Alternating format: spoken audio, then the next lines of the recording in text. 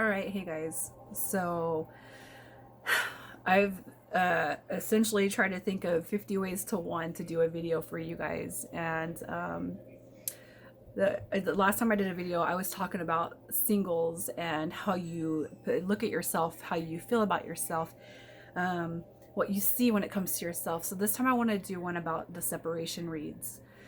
And there's some main points that I want to talk about when it comes to your own separation situation. All right, and the first one is attachment. Okay, so I just want you, when I do my reads and I have your attention, I just want you to think about what is the attachment to this person. All right, because if you feel miserable when this person's gone in their absence, if you feel miserable by their absence, where do you think it's supposed to go with their presence? So if their absence hurts,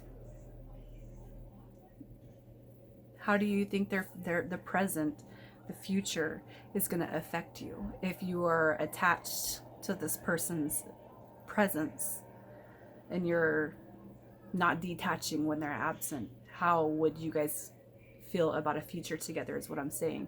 And the reason why I'm saying that is because love, when it's real love, is supposed to be healing. Love is a healing energy. So when it's real love, you're going to feel love in their absence and you're going to feel love in their presence.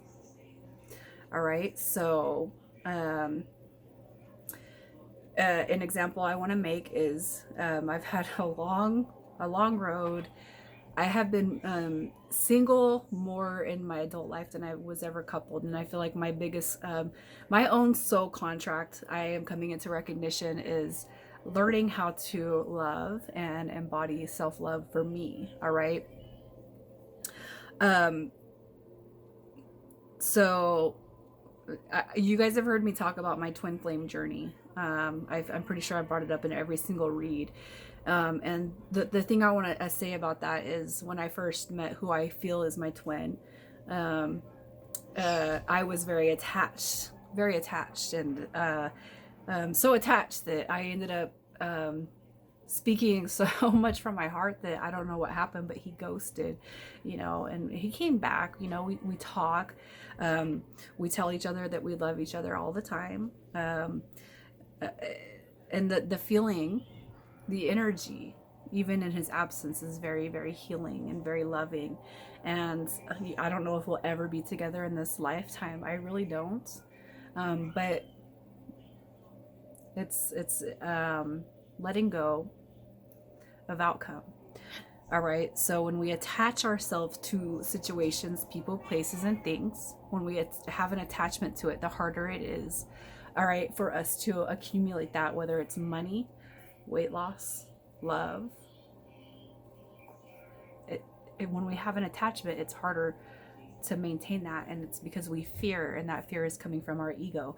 So every time you guys, as of late, whenever the devil card drops in a read, you notice that I start talking about ego.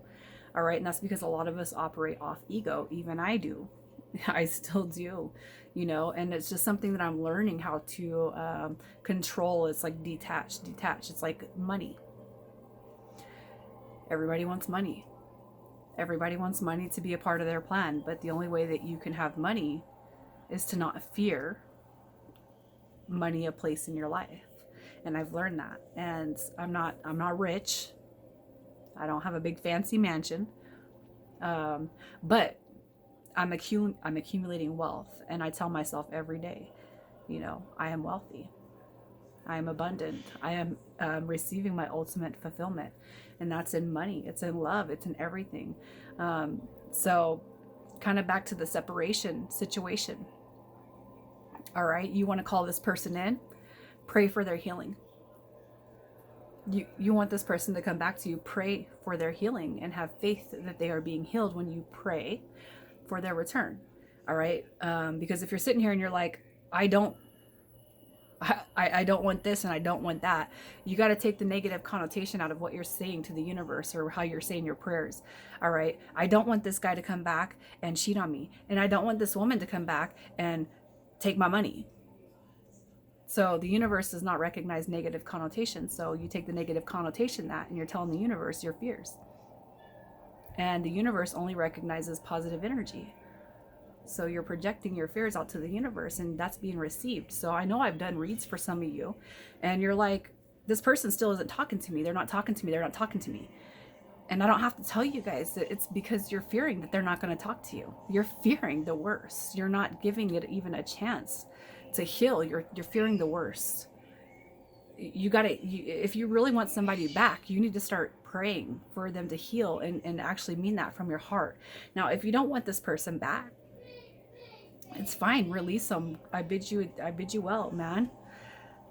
My love and my heart space goes out to you, but I'm moving on, and I'm moving forward.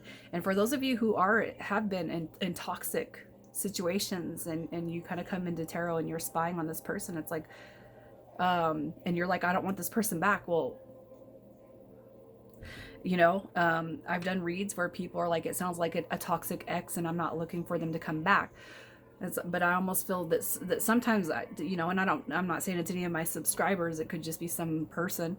But there's been a couple times where I'm like, well, you didn't have to comment that. And if the read resonated up until the initials, then don't accept it. Don't accept the initials, don't accept that it's your ex, because it could be, Jesse Blackman is your ex, and I could be talking about a future read for, Jasmine Blaine, so it's like, don't be so triggered by the messages that come through. And you know what, really, if you guys you want to call in somebody from the past, if you want to call in somebody that you're separated from, it's time to start praying for their healing so that they do return, especially those of you who have been on this journey for some time, and you guys are waiting and waiting and waiting. Fuck, man, have you thought about yourself?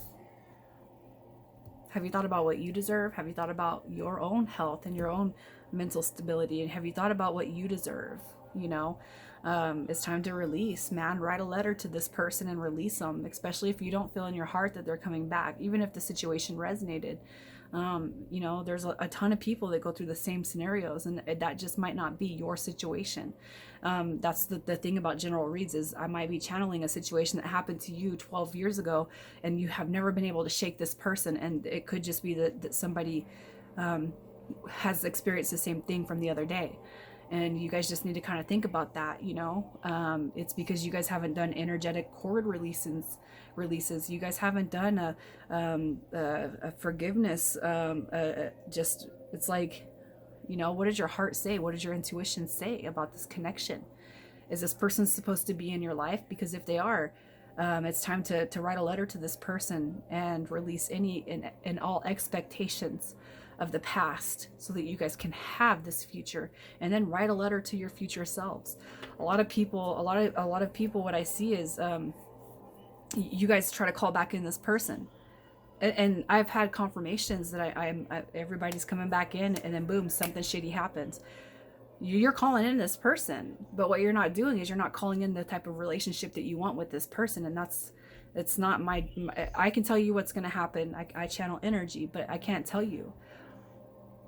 We all have free will, and so if you're not asking for the healing of this connection, so say you just you and somebody separated, and it needs healing. All right, so you calling this person back in could be it's ego. You want to feed your ego. You want your ego to feel good. All right, but what you don't know is in 2 weeks from now, you're going to go through the same bullshit. And that's because you guys are calling back this person by manifestation. Oh, that's fine. They're coming back. They're coming back. They're coming back. They're coming back.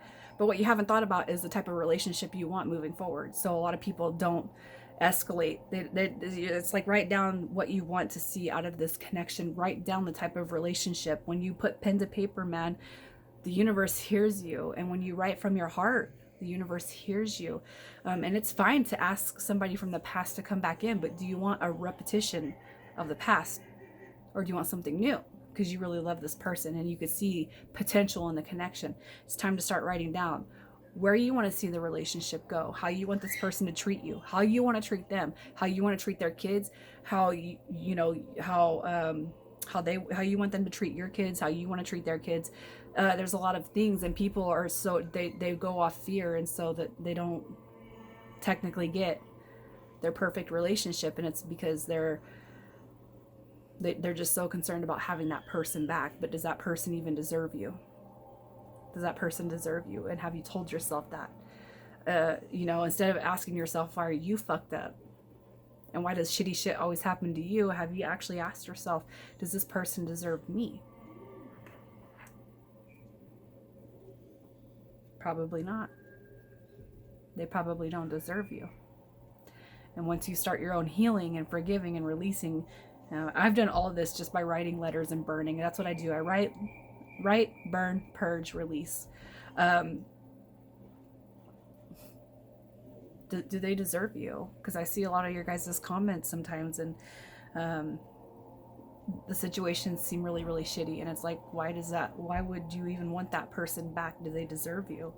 And if you feel like you just can't live without this person, then what are you seeing in this connection or this relationship that maybe you need to heal from? What is this relationship showing you that you have not healed from? Because the only way I could imagine some of you wanting these people back is what have you not healed from, and what lesson have you not learned, and what are you subconsciously telling yourself that you need to be stuck in this situation, that you don't deserve somebody better? Because love is supposed to be healing, and even at a distance, and even at separation, just like my situation that I was just telling you guys about. I have my person's picture on my phone, and I look at it and I'm just like, I'm so fucking grateful to have met you. Even if nothing ever comes of it. Like, I am truly, truly blessed. My kids see a beautiful person. I look in the mirror and see a beautiful person. And his energy is very, very healing to me. And he knows it without a doubt in his heart. And I know that he loves me too.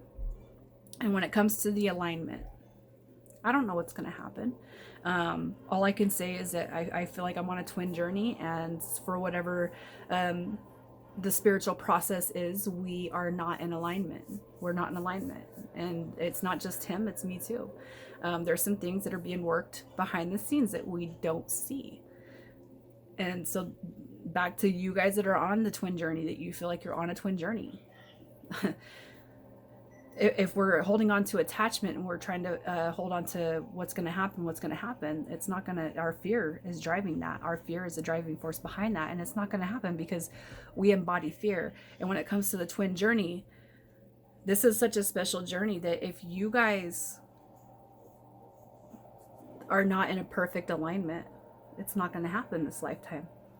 All right. And the twin flame, from what I see and I know, and I don't know everything, but from the way I have interpreted this is, this is a very, very spiritual journey. It's a very healing journey. All right. And so if you and your twin are both not ready to pursue and jump into the spiritual aspects of life and heal and teach the collective, it's holding you back. And all you're supposed to do on the twin journey is heal and focus on yourself. And your twin will naturally start coming into alignment. You guys are supposed to be mirror souls. So if you're healing one half of you, you can just bet that the other half is automatically being healed. Even if you haven't talked to them, even if you haven't seen them, you guys will make way into a perfect alignment. And then you guys will start that healing journey. But if there's still some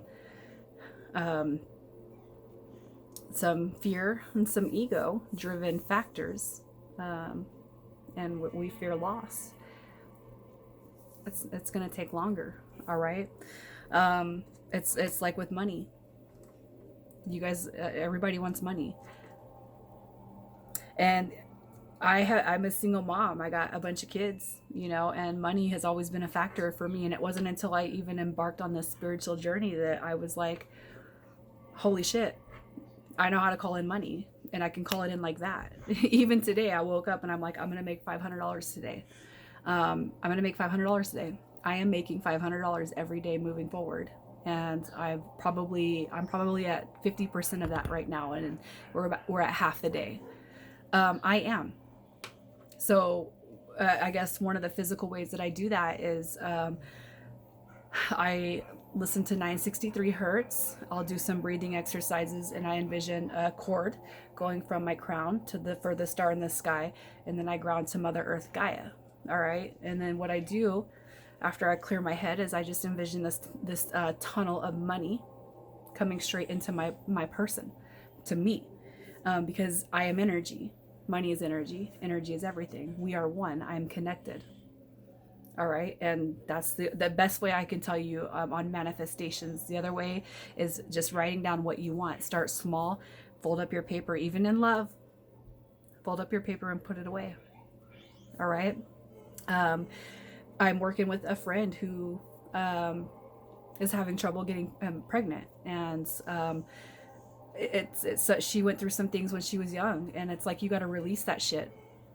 You're beating yourself up. There's nothing wrong with you. Blockage. Release it. I am. So I don't know.